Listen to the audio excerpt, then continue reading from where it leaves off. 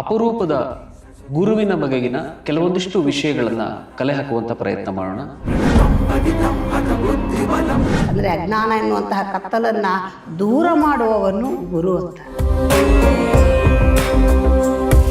ಒಬ್ಬ ಗುರುವಿನ ಬಗ್ಗೆಯೇ ಒಂದಷ್ಟು ಮಾತನಾಡೋಣ ಅಂತ ಯೋಚನೆ ಮಾಡ್ತಾ ಇರೋದು ಮತ್ತಷ್ಟು ವಿಶೇಷ.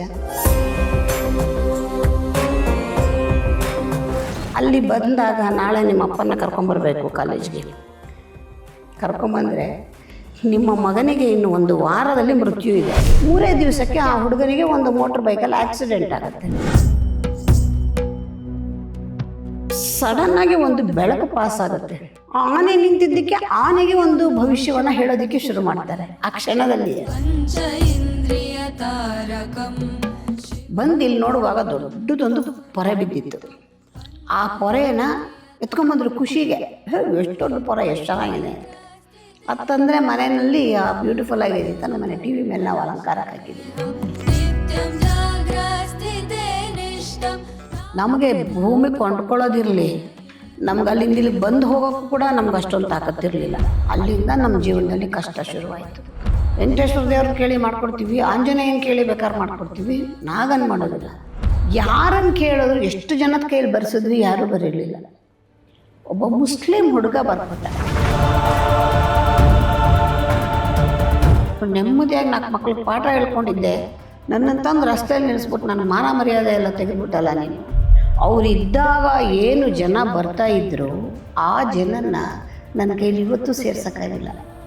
ಇಲ್ಲ, ನಾನು ಈಗ ತಾನು ನೋಡಿದ್ದೀನಿ, ಅವ್ರನ್ನ ಬಿಡಿ ಒಳಗೆ ಅವ್ರ ಹತ್ರ ಮಾತಾಡಬೇಕು. ಗುರುಗಳಿಲ್ಲಮ್ಮ ಹೋಗ್ಬಿಟ್ರು, ತುಂಬ ದಿವಸ ಆಯಿತು, ಬೆಟ್ಟನೇ ನಿರ್ಮಾಣ ಮಾಡ್ತೀನಿ ಅಂತ ಹೊರಟಂಥ ಕನಸುಗಾರ ಇವರು. ಆ ದಂಪತಿಗಳನ್ನ ಸೀದಾ ಒಳಗಡೆ ಕರ್ಕೊಂಡ್ಬಂದು ಭಗವಂತನ ಮುಂದೆ ಸಂಕಲ್ಪ ಮಾಡ್ಕೊಳ್ಳಿ, ಇವತ್ತಿಗೆ ನಿಮ್ಮ ಜನ್ಮಾಂತರ್ಗತವಾದಂತಹ ಕರ್ಮಶೇಷ, ಕರ್ಮಫಲ, ಸರ್ಪಾದಿಪುತ್ರವ ದೋಷಗಳು ಪರಿಹಾರ ಆಗುತ್ತೆ ಅಂತ ಹೇಳಿ ಆ ದಂಪತಿಗಳು ಕಣ್ಣೀರು ಹಾಕೊಂಡು ಸಂಕಲ್ಪ ಮಾಡಿದ್ರು. ತುಂಬ ತೊಳಲಾಟಗಳಿದ್ದಂತಹ ನನ್ನ ಮನಸ್ಸು ಆ ಕ್ಷೇತ್ರಕ್ಕೆ ಹೋದ ಮೇಲೆ ಪ್ರಶಾಂತವಾಗಿದೆ.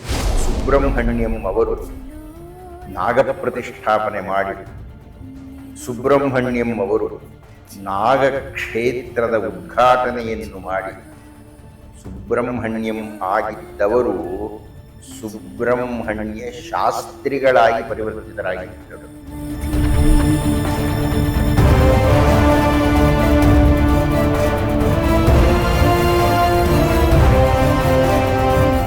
ಮನೆ ಬಾಗಿಲು ತುಂಬ ಜನ. ಗಾಬರಿ ಆಗ್ಬಿಟ್ಟೆ.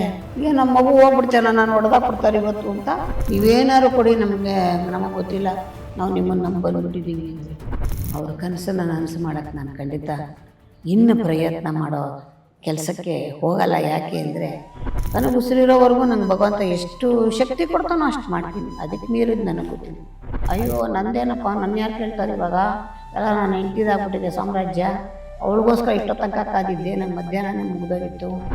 ಆಮೇಲೆ ಮಗಳನ್ನ ಕೈ ಗಟ್ಟಿ ಹಿಡ್ಕೊಂಡ್ರು. ಆಮೇಲೆ ಏನೂ ಆಗಲ್ಲ, ಸುಮ್ಮನಿರಪ್ಪ, ನೀನೇನು ಒಳ್ಳೆ ಅಂತ ಅಂದ್ಲು. ಅಷ್ಟೇನೆ ಹಿಂಗಂದ್ರು ಅವಳು ಭುಜದ ಮೇಲೆ ಪ್ರಾಣ ಹೋಗ್ಬಿಟ್ಟಿದೆ. ನಮಗೆ ಗೊತ್ತಾಗಲಿಲ್ಲ.